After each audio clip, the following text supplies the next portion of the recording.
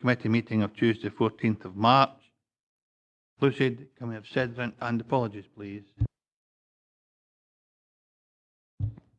Good morning, everyone. We have 13 members present. We are quorate. And 14. Oh, wait. No, 13. 14. Oh. 14 members present. We are quorate. So far, I've got apologies from Councillor Dick and Councillor Hislop. And Councillor Crothers. Have we got any more? Stephen? Could I put in an apology for Councillor Davidson, although he may, if he can, be along later to the meeting. Thank you. Thanks, Stephen. And haven't received any apologies from Councillor McGregor and Councillor Scobie, but they may be along later in the meeting. Thanks very much, Lucy. Can we have declarations of interest, members? If there are no declarations of interest, can we move to the minute of the meeting 31st of January 2017? And is that indeed a true record? Agreed. Thanks very much, members. We come to agenda item 4. External scrutiny of social work services, September 2016 to February 2017. Report by Head of Social Work and Chief Social Work Officer. Heather Collington will take us through this report with Lillian. Whenever you're ready, Heather, thank you. Okay, this is obviously the regular report that you receive in relation to external scrutiny and the regulated services.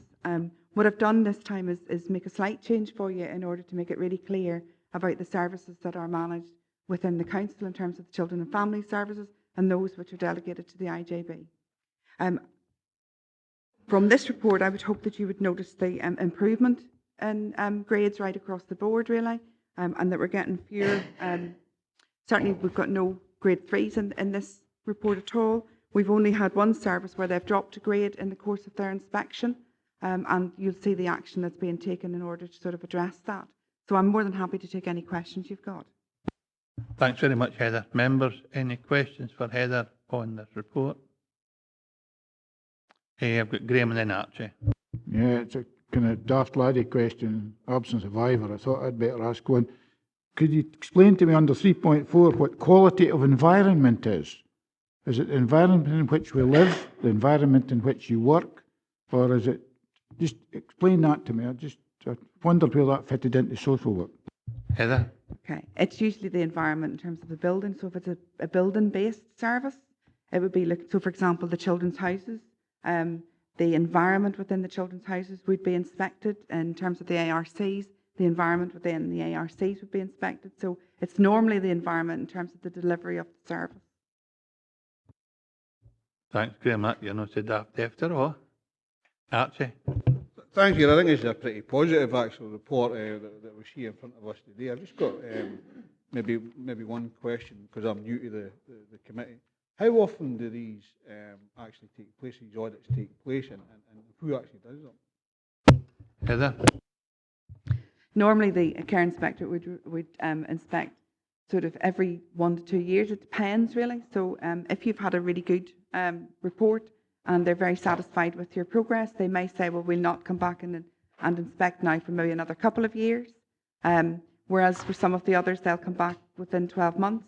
Or if there are issues within an inspection, they may come back, say, within 6 months. So it's very dependent on the outcome of the inspection and how well we're doing. We do have examples whereby a couple of our ARCs where the last inspection probably wasn't from 3 years ago maybe, so we're probably expecting it, and that's because they did really well, and therefore the care inspectors are satisfied with the quality of care and the level of service being delivered, and they feel that actually they don't need to come and scrutinise at that level. Sure, Archie. And obviously we've got internal audits that go on as well, and some reports will come for that. Do they go to the care inspector as well once we've done an internal audit? Heather? No, they don't tend to, because what we tend to do is we tend to work within the care inspector's self-evaluation programme. So a lot of the work we do is in preparation for the inspections that are coming. We would share it with the care inspector as part of the inspection activity, but we wouldn't as a regular basis send it to them unless they specifically ask. If there was something particular we wanted to share and discuss with them, we may then sort of say, would you have a look, have a look at this, we'll have a discussion together, but not as a regular. Thanks, that's it. We have no... Archie? Andrew? And we're in item 4, Gail. Andrew, yes. Thank you, Chair. Can I ask, what's the criteria that sets out whether it's going to be assessed or not? Because as you see in some of them, there's no assessment been made. Is it the ranking that sets the priority, or what is it? Heather? It's probably a number of different things, and it's determined by the care inspector themselves. So they may look back at previous inspections and look and say, well, we've been satisfied with that area over a number of inspections, so we're not going to prioritise it. It may be that just in terms of their own priorities, they need to look at them and say, we're not going to have the capacity to inspect every criteria this time, which would be the priority ones for us to do that. So it's very much a care inspector decision, but will be based on the evidence that they already have, and therefore where they think they need to focus their attention. Thanks, Andrew. Okay, members, if there are no other questions for Heather, can we go to the recommendations? Members are asked to note the outcome of the scrutiny activity which took place during the period as detailed in the appendix, and consider the progress being made in respect to the requirements and recommendations from inspection during the reporting period. Happy with that? Thanks, members. Thanks, Heather. We come to agenda item 5, Community Payback Order Annual Report, report by Head of Social Work, Chief Social Work Officer. We have Alex McCallum here and Lillian as well. Should members have questions, you can see it's quite a comprehensive and a positive report. Alex, have you anything to say to members before we look into the detail? No, I think it's a positive report, and it reflects well on the investment that Dumfries and Galloway Council have made in criminal justice social work services over the years, and provided us with the level of resourcing that we've been able to use to serve all of the areas across Dumfries and Galloway. Thanks, Alex. Okay, members, Archie? Thanks, Jerry. I mean, I think it is a good report, but I think there's something missing. And with my other hat on, the Armed Forces champion, there doesn't seem to be anything about, ex-forces guys doing community payback orders at the Garden project. My understanding is there's 6 or 7 guys who have been in front of the judge, been silly, did a stupid thing, got community orders, went to the Garden, and they haven't, touched wood, haven't reoffended since they've actually been to the Garden. So I think that's another positive thing. Don't get me wrong, but I think there's something missing in here that we could actually add to this. Now, I don't know if it was done through social services or through the First Base Agency. That's the only thing I don't know. But certainly there's 6 or 7 guys who were up in front of the court, did their community payback at the Garden project, and have not reoffended. So I'm just wondering where that is. Okay, that's maybe Lillian will speak to that. Thanks for that, Councillor Dryborough. Obviously, we have reported widely on the overall service delivery, and we don't generally try to bring it down to specifics just in case it identifies service users. But certainly it has been through the community payback scheme that we do have veterans, and we are looking at that support, but we generally wouldn't identify them. So whilst we'll take that point in terms of reflecting that within the report, we're cautious that sometimes giving too much detailed information could identify service users. But we'll take that point on board. Thanks for that, Lillian. We have David McKee. Hi, thanks, Chair. No, I think there's a lot of people out there, probably similar to ourselves, who kind of have doubts about whether this actually does any good or not. But I think this report highlights the amount of good work that goes on working with these people, and you can divert them onto a decent way of life. And I think the staff to be congratulated on what they've got here. Fine, thanks, Chair. Thanks, Joe. I think I could personally evidence that as well. We've had a great deal of success in your area with the contribution some of these offenders have made. John? Thanks, Chair. I'm going to be a wee bit parochial as well. I was looking at the horticultural projects, and we have had a wee bit of support. The allotment project that we have in Kirkconnell, where we've kept the day centre going with supplies more or less all the year round, and we've actually personally took out bags of potatoes to pensioners and that. I was just a wee bit disappointed that I didn't see it in here, because we have had some support in the past from Community Payback, and continued support would be very welcome, because we struggle with volunteers. Can I just give a second point, Chair, on closed cemeteries? Since Community Payback taken over the closed cemeteries, we do have one locally where we're getting a lot of complaints. It would be useful if we knew when we were going to get the 3 cuts a year, so that we could manage that in between. I know sometimes the weather affects, and I think the problem up in our neck is we don't have a local base, and a lot of our youngins are going to be behaving themselves now, which is very welcome. But it's just at times I've kind of asked support and it's not really been available, because I know that you've got to transport people up and then back down again, but I was just wondering if we could get support in the areas. You've just suggested maybe that this time there was a unit built up in your area, John, it would save transport costs and it would make sure there was an accessibility there. But I'll get Alec to respond without giving personal guarantees, because obviously circumstances determine. Alec? No, clearly I can't give a personal guarantee in respect to that. If there's plenty of money swishing around, then I'm sure we might manage to accommodate you. However, I think, I take your point about your project, the Kirkconnell project not being reflected in the report. The difficulty is, though, that we are restricted in what we can put in the national report to Scottish Government.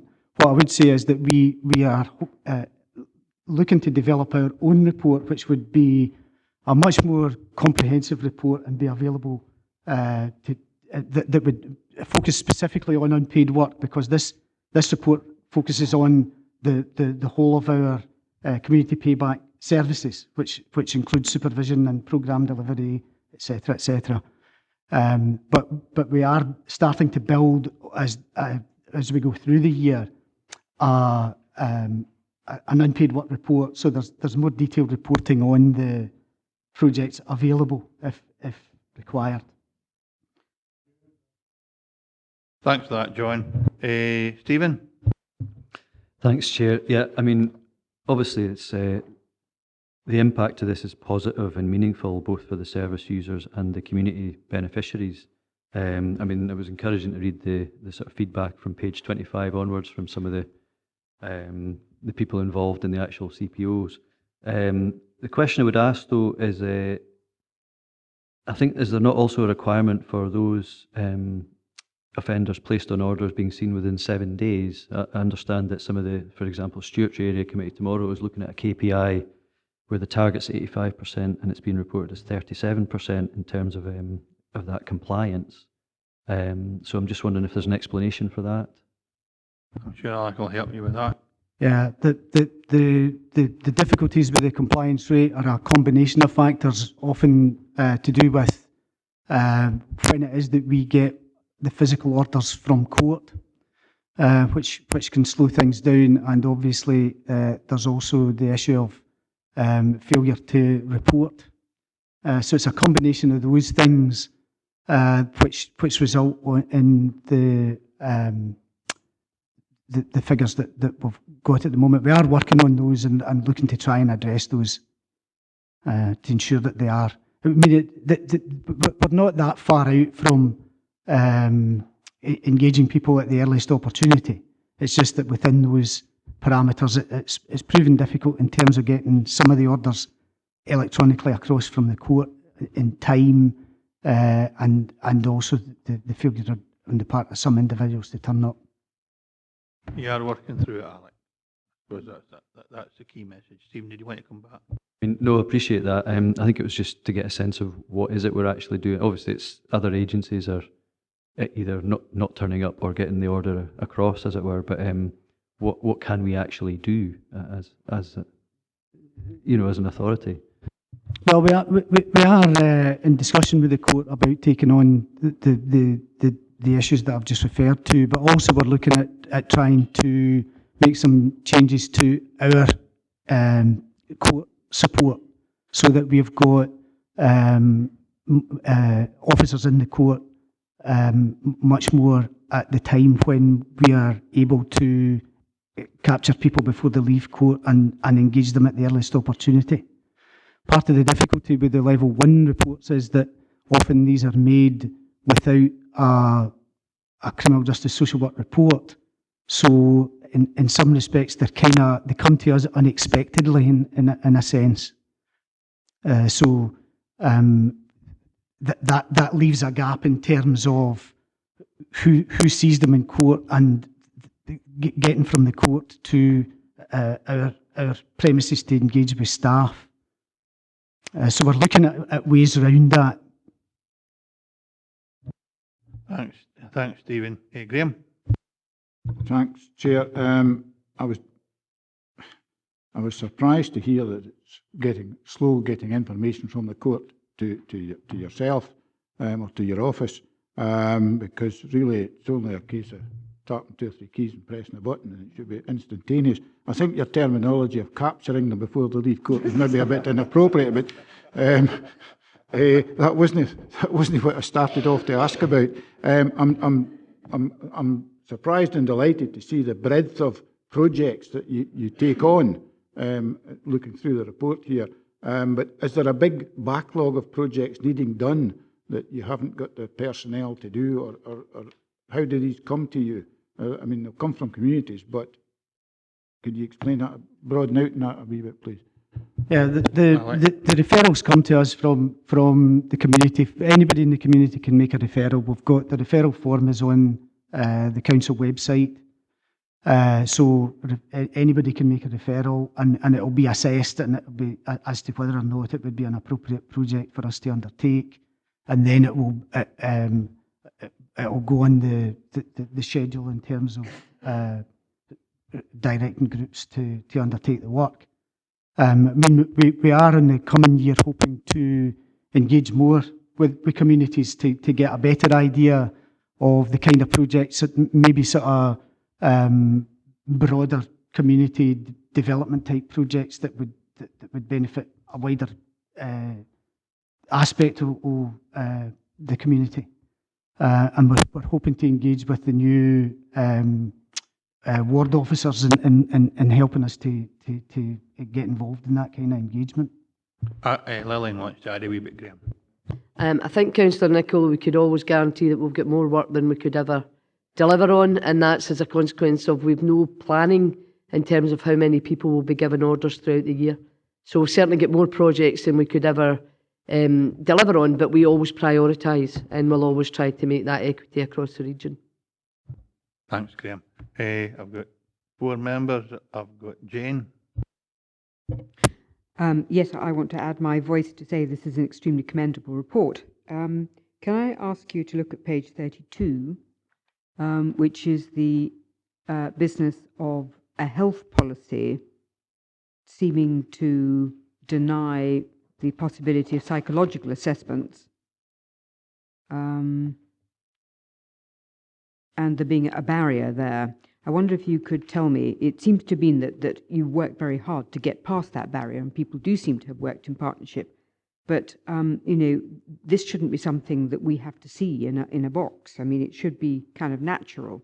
And so I'm really wanting to know, what are the barriers to this? And I suppose we want to hear about what's going on in the future, and that there shouldn't be any difficulties in making this sustainable process.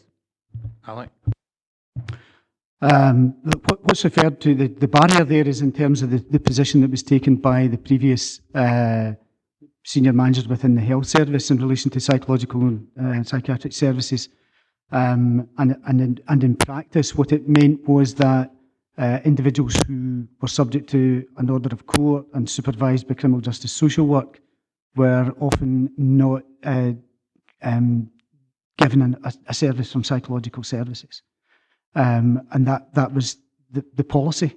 No matter how much discussion we had, we couldn't really make a difference in terms of the senior officer's opinion on that. However, that senior officer is now gone, and it may be that there is an opportunity for us to look to a different policy particularly given that we're now talking about the integrated joint board where we may have a bit more. Thanks, Alec, and Lillian's a wee bit to add for Jane. Councillor Maitland, I think as well the fact that community justice will come back to the control of the CPP from the 31st of March gives us much more of an opportunity to challenge partners in terms of the services that are available. And Alec's absolutely correct that we've already started that engagement under the new umbrella now that we've decoupled from the South West of Scotland Community Justice Authority. So we're confident that our voice will be heard much more. Whether we ultimately will receive the services that we think we absolutely need for our service users is a challenge ahead for us, but we've got more opportunity now. Jane. But I'm sure, Chairman, you can understand that, I mean, I'm concerned that one person has now gone, so miraculously everything has become easier to manage, and we seem to be getting a better service and more satisfactory arrangements for both staff, both sides, and better particularly for the service users. So, I mean, you know, you can imagine that from the public point of view, it seems to me really quite shocking that we have to wait for somebody to go to make an improvement, a fairly basic improvement to the service like this. And I think I'd probably ask you, how would I know that that's not happening elsewhere? And that, in fact, just an outcry from the public, led by us, might say, this is ridiculous. Come on, get your act together. Lillian. Absolutely to your point, Councillor Maitland. I think what I would wish to see is that we've got a much stronger partnership in terms of the integrated agenda, but also the work that we've done at every level within social work and our colleagues with health to also hold them much more to account. I think perhaps there was elements of ourselves not demanding and not holding colleagues to account. So we would be hopeful that when we report in the future, we'll be able to give a more positive picture. But I think the mechanisms there are there now to be much more challenging when these agendas and these challenges come to light. Thanks, Jane. I've got Andrew, David, and then Ian. Thank you, Chair. Like the other speakers before me, I do think it's a very good report, and I like the way that this is a service that's evolving. It's not just rigid and we're working to this particular set plan. It's diverse. But what I would like a bit more information on, and that is, once again on page 32, where you're talking about your increasing number of staff being trained. How many staff are we looking at training? And is personality disorder, is that an issue that's on the increase, or what's happening within that area? Alec. Well, I'm not sure that it's necessarily something that's on the increase. It's something that's been with us for quite some time, and it's been an issue that our staff, not just in criminal justice social work, but staff across all services have difficulty with. You know, if you speak to homeless officers, they would say the same. They've got a difficulty in how they relate to individuals with personality disorder. What we are in criminal justice is we're getting better at recognising that and recognising that we need to make appropriate referrals to get appropriate assessments undertaken, and also to look at a consistent approach in how it is that the staff that are engaging with these individuals do so that they're getting a consistent message all the time. Because I think part of the difficulty is that often they go from one service to another exhibiting difficult behaviour that just entrenches the difficulties that they're in. So, I mean, the numbers that we've got trained, you asked, it's fairly small at the moment. We are qualified social worker staff in the main. So there's probably about 10 or 12 who have undertaken the training at the moment. But it's something that we would hope to develop as we go forward. And I'm hoping that we can do that in partnership with other agencies who we work with to try and address the issues that individuals have. Thanks, Andrew.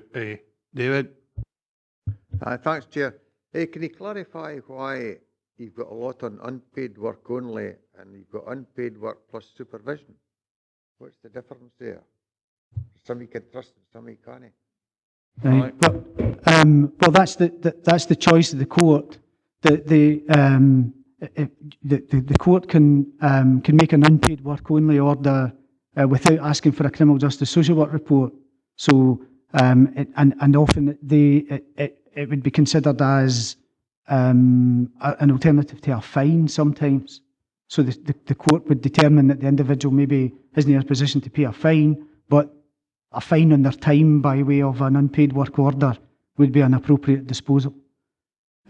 So that would be the difference between that and the one with supervision. The court would determine, based on an assessment, that an individual, the behaviour that has led to their offending, they need some more prolonged work to address the underlying issues associated with their offending behaviour, and so they need some kind of supervision alongside the unpaid work.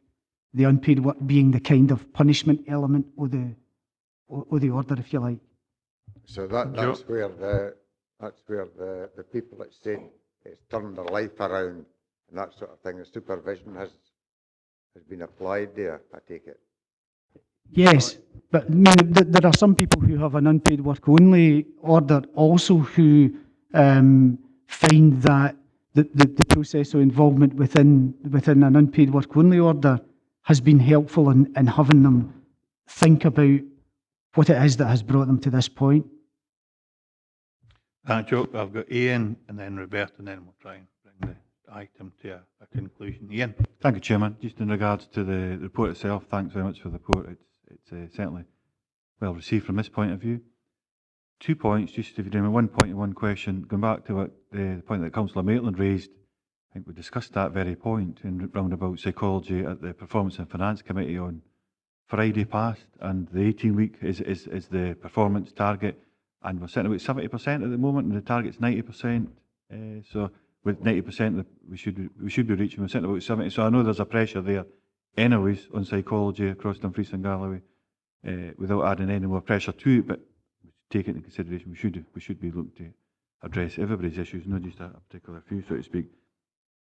The one thing I did pick up, taken away from, I think it's a good report, there's a weighting of ratio males 4 or 5 to 1 against females in regards to this. Is that a standard across Scotland, the UK? Is there a particular reason for that or not? But it's maybe just across, but there's certainly a lot more males compared to females in regards to this particular paper. I'll get both Alec and Lillian to respond to you just to make sure you get the right. Nationally, yeah, there are less female offenders given unpaid work than there are males in terms of ratio, and that's an ongoing issue that was identified in the Angelini Commission about women in Scotland in terms of their sentencing. So we certainly look to offer placements and give the court that decision to make, but ultimately the decision on whether to impose a community payback order or a custodial sentence will lie with the judiciary. But it is a national challenge, absolutely. Thanks, Ian. Roberta's the last speaker this time. Roberta. Thank you. When an offender has finished his time, what support is given to him in employment, into the future? Do you actually work with agencies that are involved in employment? Alec? Yes, there's a number of the individuals that we work with who are referred on to organisations like Apex Moving On Project, who will do specific work with them to help get them work ready. Thanks, Roberta. Thank you. One more question to ask. Reoffending. Do you have any stats on reoffending? No, is the short answer. The reoffending rates are really quite difficult to get and to measure, and they would usually be national sort of rather than just localised. Yeah. Thank you. Thanks, Roberta. In that case, members, can we go to the recommendations? We are asked to note completion of a requirement to submit an annual report to Scottish Ministers as detailed at the appendix, and that the report demonstrates a broad range of activities across the 9 requirements of CPOs, in particular the unpaid work activities and projects, with positive feedback from both service users and recipients of work. Thanks very much, members. We go to item 6, agenda item 6, comments, complaints and compliments report by Head of Social Work, Chief Social Work Officer, and we have Gillian McNeice. Gillian, oh, she's there, present to present this report, and we have Lillian and Heather as well, should there be any other specific questions. Gillian, do you have anything to add to your report? No, there's nothing further to add, just happy to take any questions. Thanks for that, Gillian. Do any members have any questions for Gillian on this report, item 6? Andrew. Thank you, Chair. It's on page 34 within the performance data. Why is it that we're seeing the complaints of children and families on the increase in stage 2? Gillian. If you've not got that, Heather or Lillian will be able to help.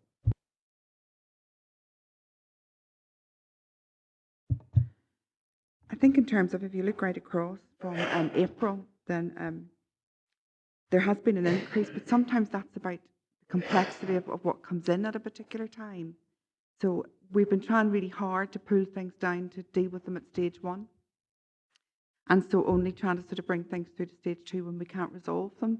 Now that then sometimes is just simply dependent on the number of complaints that are coming through, the sorts of complaints those are at that time, and whether or not we've been able to sort of like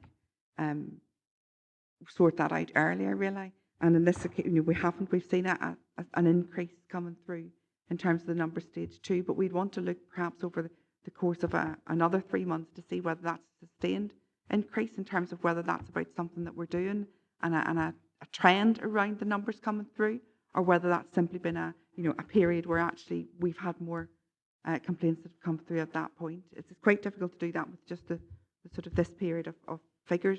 We'd want to look at it right across the board. I would say we've become much more active in terms of how we're dealing with the complaints, and whilst they go to stage 2, that's actually quite a positive thing sometimes in order to sort of get some really good resolution and help people to feel that we've sorted out the complaint that they've had. Thanks, Andrew. Do you want to come back?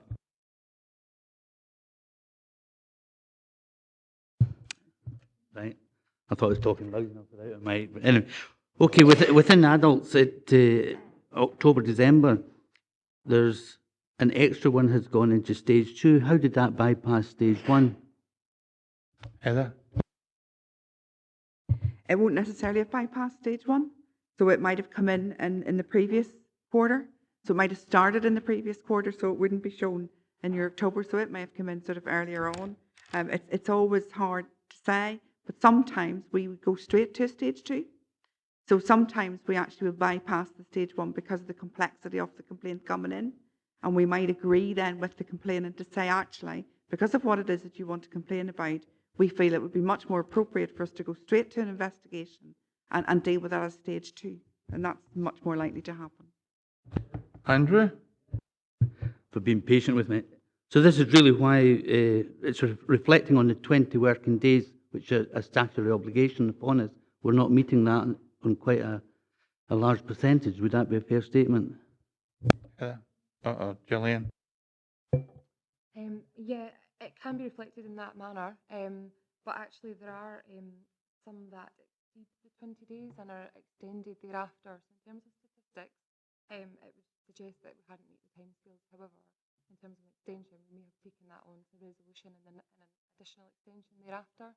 So there may still have been a satisfactory resolution with the person, but it does depend on the complexities of it.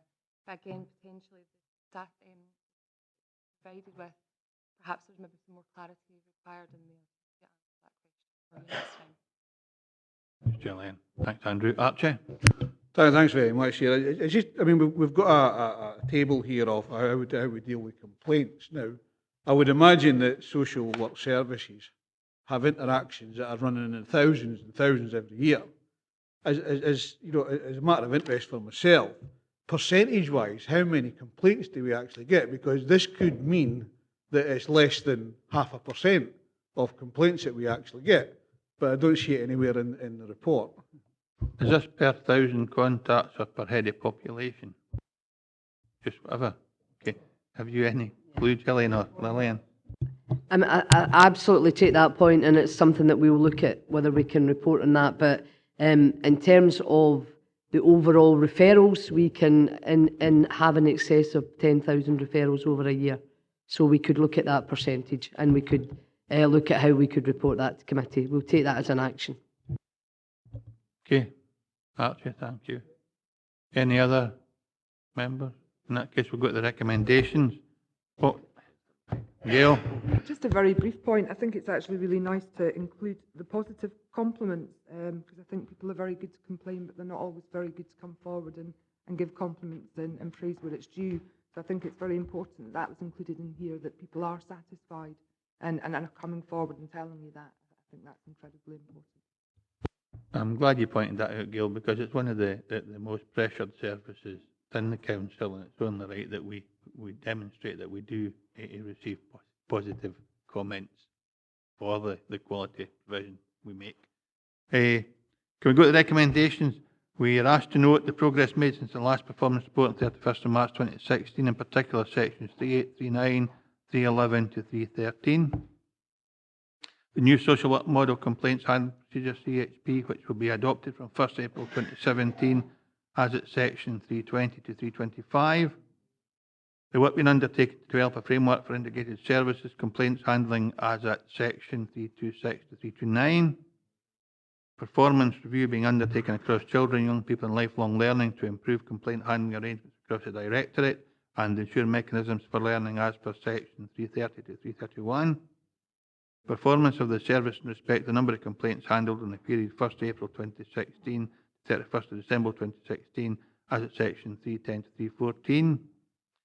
And the number of compliments received by the service is detailed at section 328 of this report. Thanks, members. Thanks very much for your report, Gillian. We'll see you again. We come to agenda item number 7. Dumfries and Galloway Alcohol and Drugs Partnership Report by Head of Social Work and Chief Social Work Officer. You'll recall this was requested by members. This is a delegated service since we get joint board. It's simple for noting. It's a very comprehensive report, and whilst we may want to make comment, they would simply be conveyed to the IJB by the Chief Social Work Officer. But it's certainly a request made by a member of this committee. So it's here for you, members. If anyone wants to make observations or comments, this is the opportunity. If no, we'll just endorse the report. Jane and then Stephen. Well, I'm sort of faintly confused in that I thought it was a very generic report, actually, and the recommendations on page 100, apart from item number 6, you wouldn't know where it was, where it was aimed at. It could have been written for absolutely anybody. And as an observation, I'm slightly confused, Chairman, with respect to the business of supporting young people. This is about supporting young people. One of the Alcohol and Drug Action Partnership's aims, I think if we look very early on in the actual report as to what we're supposed to be doing, which is to provide treatment and recovery service to adults and children and young people, and to provide support to young carers. Now, those are items which aren't necessarily, as yet, delegated to the IJB. So I'm sort of slightly confused when I consider that I know, judging by the numbers that are in this report, if you extrapolate the percentages, there are certainly tens of children in the stewardship, for argument's sake, and I have no idea from this report what they are receiving. I mean, genuinely, absolutely not a clue. And this report here talks very specifically about identifying on a locality basis. That's page 47. Carrying out a gap analysis on a locality basis. Identify the prevalence and nature of problematic substance misuse on a locality basis. And the report then goes on to say one of the prime difficulties is about accessing for rural children, presumably from your area as well as mine, Chairman, how to access these services. So, yes, I mean, it's an interesting report, but I don't think I'm really much the wiser. And I'm actually a little concerned that it's not. So what am I going to do with this now? I've received it. It's been put down in front of me, and I'm not 100% happy with the information and the way forward that is taken from this. I'm sure the whole ADS is passed to the IGB. But I'll ask Lillian to respond to you in detail, Jane.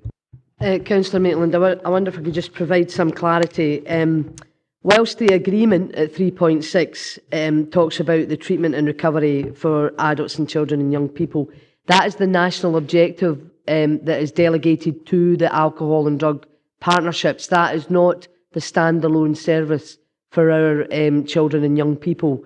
That is the service that they have been commissioned to make sure that these areas are covered, and that the report, the Macmillan-Rome report, was commissioned by the ADP to identify the areas that they need to offer services to, and actually they have just commissioned young carers to provide some elements of the service under their umbrella. So I think it's important to note that this is the national objectives for the role and purpose of the ADP, but it is not the only services that are available for young people and children within each locality. Thanks, Lillian. Stephen? Thanks, Chair. Yeah, it's at 3.5. It's talking about the quality survey being conducted by the Scottish Drugs Forum. And I was just wondering, we have the Macmillan-Rome report there, but we don't have this other survey. And I was just wondering, is it possible to see that? There's a secondary part to the question, just on 3.6 again. This needs assessment, etc. I mean, where does it actually show the type of consultation received that's actually helping determine the priority areas for service users, for example? Lillian? In terms of the Scottish Drugs Forum survey, that would be, I could certainly get you a link to that report. That belongs to that organisation, but we could certainly provide a link. In terms of the identified areas for the commissioned services, those services will only commence on the 1st of April, so the ADP will have a responsibility for evaluation. So these are the services that, following the commissioned report, which you have in front of you, then they have agreed that this is the way forward to deliver and meet those national objectives, and there will be an evaluation of those from the ADP point of view, but it will be up to them to do that evaluation. Want to come back, Stephen? No, thanks for that, and I appreciate the link to the SDF survey. So I suppose the follow-on would be, for our service, how are we cited on the risks from the knock-on effect of services that are no longer funded? So do we have a way of breaking down the potential increase in work for social work services, for example, if there's a cessation of funding for preventative services? Lillian? Certainly some services have lost their funding directly from ADP, as members will be aware, and we have done some engagement with them to identify those families that are directly affected. First analysis is that the majority of the families we were already aware of and were already providing services, and they do not now fit the criteria for funding from the ADP. Stephen? No, thank you. And it was just the impact that it would have on our services in terms of pressures. Lillian? I think overall, with the significant financial challenges, then our service demand will continue to increase. And clearly, from my own point of view, we continue to monitor the impact. But unfortunately, there's been a significant amount of funding taken out of particular third sector organisations, both from national bodies and from third sector funders, i.e. the big lottery, etc. And that information will be passed to members if that were to happen. Thank you. So, remember, that's just for noting, but Jane? Well, Chairman, thank you for letting me come back in. I apologise for being so rude about this, but you know, I don't think this group really, I don't feel particularly illuminated by this. And I don't know what it's, I don't know, if I was on the Alcohol and Drugs Action Partnership, I don't know how I would take a decision on any service which was going to be commissioned from that. I'm not an apologist for any service, actually, and I can say that hand on heart. I don't have any feelings one way or the other. But this report here would not tell me really anything, give me any particular guidance. I'm actually rather shocked by it. Yeah, I'm shocked by it. There's little I can say other than it's not our service, it's delegated to the IJB. A member asks for specific information and that's what's been presented to you. And you have the opportunity, I would suggest, Jane, to link into the IJB and engage further if you feel that you're not satisfied with the information that's been made available to us. But given that it is for noting, can we just move to the recommendation, members? Douglas? Thanks very much, Chair. Yeah, just draw your attention to page 73, and it is, you go down, paragraph 2, one stakeholder interviewed, it starts, and then you've got at the bottom, according to stakeholders, there are no head shops in the region. Can you just clarify what a head shop is, please? No idea is the answer. Again, if we can't help, Lillian will ask the question of the service manager and respond to you directly, Douglas. Stephen? I believe a head shop is where you can purchase paraphernalia associated with the drugs culture. I believe you're correct, Councillor Thompson, but I didn't want to say that until I confirmed it. We will get the specific information sent to you, Douglas. Thanks very much, and I was in drug squad for years as well. Thank you.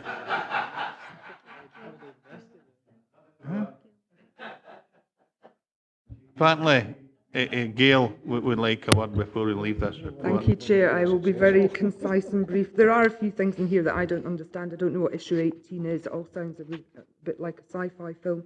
I think Jane's picked up on a very important point, and from my point of view, I'm disappointed to hear that we don't have any responsibility as social work or education or whatever for young children or youngish children. And I appreciate this is part of the IJB and it's only here for noting. But I don't think it's helpful to say as a chair that we don't have any remit in this area, because I would hope that I do as a councillor.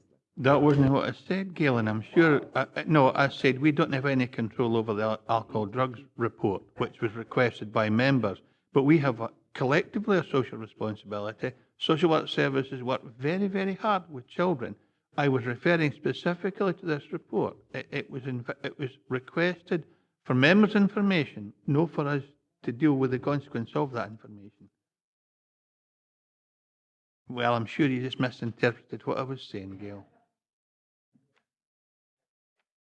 Okay, we can go to the recommendation. Members are asked to note the update on the Dumfries and Galloway Alcohol and Drugs Partnership. Thanks, members. We come to agenda item 8, minute of Dumfries and Galloway Child Protection Committee, 12th of December 2016. Again, for noting. Hey, Stephen? Yeah, I mean, I think I asked this the last time, but again, it's the lack of attendance of elected members at the Child Protection Committee, and I'm just wondering, can we get maybe some mechanism, whether it's at full council or at this committee or the appropriate committee, to ensure that we have some elected members attending, whether that be the chair and vice chair or substitutes if they are unable to attend, because I think it doesn't reflect as well as it could, given that this is not the first time I've asked this question, and I think it would be better for the council if we did have some attendance there.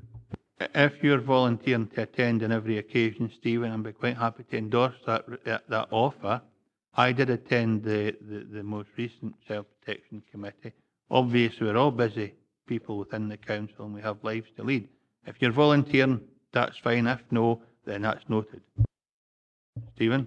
Yeah, well, I think following the advice that was given by yourself and the vice chair at the last meeting, I'm not sure whether or not I could volunteer because I don't know what the appropriate mechanism for selecting members to attend that committee is. I think the other Councillor Thompson might be able to illuminate me. Ted would like to respond to that. I mean, the appointment is for the chair and vice chair of this committee to actually sit on it. But I take the point you've made, and I did actually answer it last time. I think it's probably a matter best dealt with for the next council. Well, there's no question because there was no opportunity to attend. As I say, I was at the most recent one, and circumstances prior to that determined that I wasn't there. So I'm looking forward, Stephen, to you being on that committee in the future if you're successful at the election. Well, I mean, who knows what the future holds, but as your colleague pointed out, seemingly it's the chair and vice chair, so, you know, I think that kind of sets the the role, and if I'm not chair or vice chair in the future, whatever that future might be, then clearly the guidance I'm getting from your colleague is that I wouldn't be able to volunteer anyway. I'm sure if you wanted to volunteer in as many committees you want, someone would support that, Archie. Chair, it'll probably be an item for delegation, a scheme of delegations and outside bodies, and that would be perhaps an idea to suggest going forward with that to the scheme of delegations, to say that on outside bodies, perhaps a substitute can go forward. Sure, that's right. We would never want to, well, I would never want to deny anyone the opportunity to serve in a committee they were keen to do, and I'm sure that same sentiment will be applied across the new council, whoever it is that occupies the seat, Stephen. But thanks for the point you've raised. I have one other piece of business. This is the last meeting of this Social Work Services Committee before the new council, and I would just like to convey my thanks to Lillian, Heather, Angela, Graham, and indeed every member of Social Work Services staff for the telling what they've done, taking this service forward. I think they've done a tremendous job. And lastly, of course, I'd want to thank every one of you members for the input, the contribution, and the positive message you've sent out as members of the Social Work Services Committee. So thank you very much indeed for everything you've done to ensure this service committee works well. We now come to agenda item 10, Local Government Scotland Act.